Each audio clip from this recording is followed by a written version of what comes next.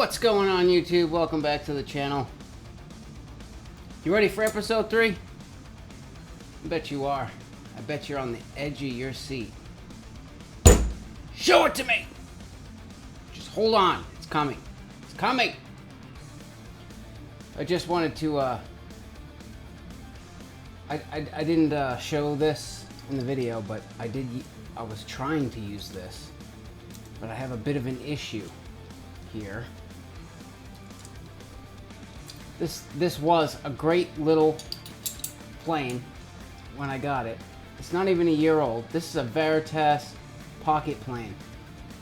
And if you get a hand plane, do not start with a block plane. That's my opinion. Don't start with a block plane. They're uncomfortable to use and they suck. So you'll get a block plane, you'll start using it, and you're gonna be like, eh, I don't like hand planes. Well, that's why. Don't get that. Get a bench plane or get one of these types of pocket planes. And I think I'm gonna go with Lee Nielsen's. It's called a Model Maker's plane. When they become available again, obviously, because you can't buy any hand planes right now. They haven't existed in a year. So if you got one, you got one. If you don't, then you have to wait. But anyways, this thing wasn't that expensive and it was a joy to use. I mean, I had this at work all the time, man. I love this thing. And I was trying to use it, but there's a design flaw here. And this thing was like, I don't know, 90 Canadian pesos, the Deutschmarks, whatever. You know, around there. But this lever cap, they have like a countersunk spot in there for this screw. And if you over tighten it just a little bit too tight, it just stretches that hole out and then the cap just falls off. And I already contacted Veritas, and I was like, hey, what the hell? And they said, no, we don't deal with the public. We do not deal with the public. Go to Lee Valley. Here's the part number. I went there. It's not there. It doesn't show up. Results not found. And I've had 2 other planes. The handles break. Starting to get old. They make really good stuff, but there's like just a few things that you guys really need to work on there, Veritas. Please. Otherwise, they're great tools. Just like the handles break. One of them broke in my hand. I was just pushing it. Snap. And now this. But anyways, let's finish the rack. Alright, so here's where hand planes will make you look like a pro. So after you glue something up, obviously everything's not perfect. And it's hard to balance a sander on an edge of a board and try to sand this down. And if you do use the sander, it tends to round it and you might get things out of being nice and straight. So this board is sticking up a little bit past this one. So I adjusted the hand plane. You know, I pushed it until it just started cutting and stopped. And then I took the frog and I moved it all the way forward and closed that throat size down, especially for the hard maple. Loves to tear out. So if you close the throat down, you've got this piece of brass in front of the blade holding the wood fibers down so it doesn't start to tear. So once you get it adjusted, and you want to be careful that as you're planing, you don't want the blade going across these grains because you could blow out the other side. So you kind of just have to I don't have to worry about it until this gets down to that height. But I'm gonna go, and then when I get down to here, this board is actually a little higher than this.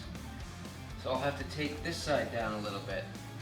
But you can just go in with your hand plane and get the bulk of everything that's a little bit off, get it flat,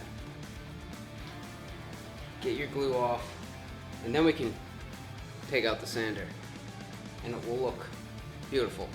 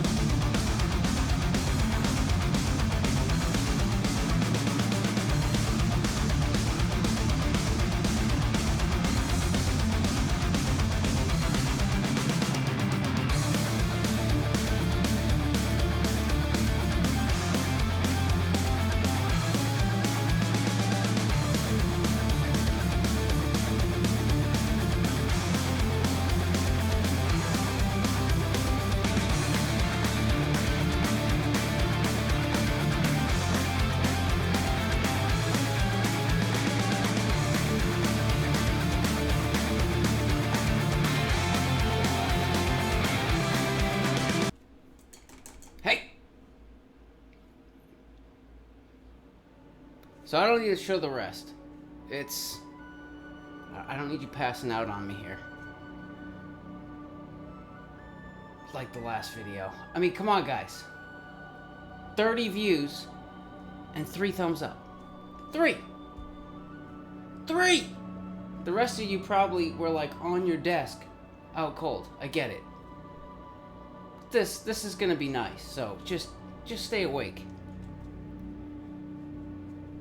So I got the, I brought it into my kitchen, first coat, brought it out, 320, real quick, just to knock those little wood fibers that are sticking up. Second coat, this morning, put the LEDs on, key the rock music.